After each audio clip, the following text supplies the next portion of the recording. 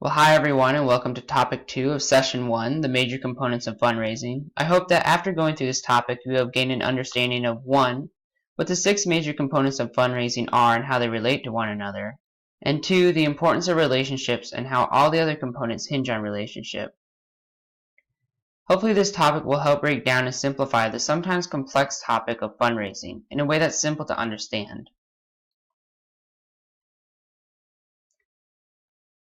I'd like to quickly address that everyone or every organization might fundraise a little differently, and that's alright.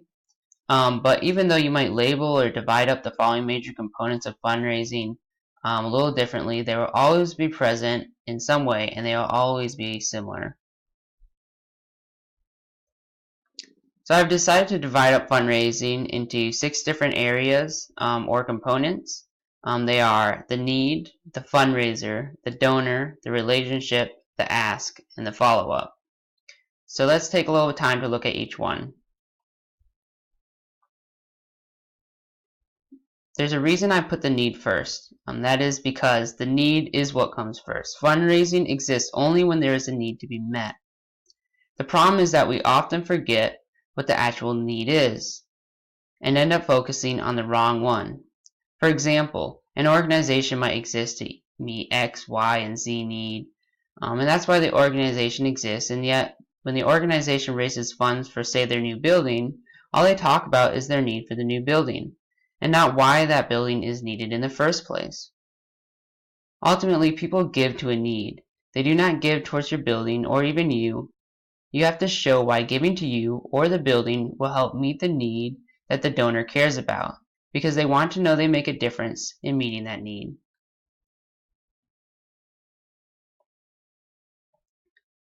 Here, under the fundraiser, I briefly explain that a fundraiser can be virtually anyone as long as they have a clear understanding of the needs, the ministry or person they are representing, and ultimately how they are representing the Lord's work.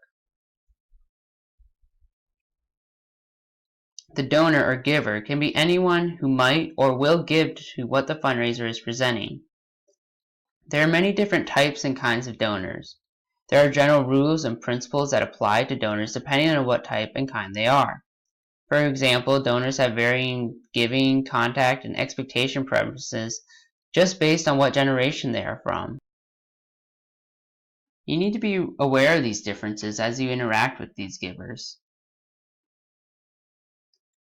I can't stress this enough. The relationships in fundraising make or break your fundraising efforts. There is also more relationships involved than just between the fundraiser and the giver to consider. For instance, the relationship between the giver and the ministry, or even the relationship between the giver and those the ministry is ministering to. Most of your time will be spent on building relationships with your donors, or in cultivating them. Some say anywhere from 60% or more of your time and above will be spent on cultivating your donors. Another general rule of thumb is the 3-to-1 rule, which means you should make 3 efforts to cultivate your donor before you even ask for a gift. Most people focus on this part of fundraising, and it is very important, but it's actually where fundraisers will spend the least amount of their time. When asking for a gift or soliciting a donor, it is important to be prepared, have all the questions and answers ready, make sure everything is ready for the donation to be made, and even have plans for follow-up. This is where most people drop the ball. Givers want to feel appreciated and needed. They want to be thanked, don't you? If you don't thank your donors, and if you do not make them feel needed or appreciated, they will probably eventually go elsewhere. Without thanking your donors, your relationship with them will quickly deteriorate. Well, congratulations! You made it through this presentation, and you're almost halfway through session 1 already.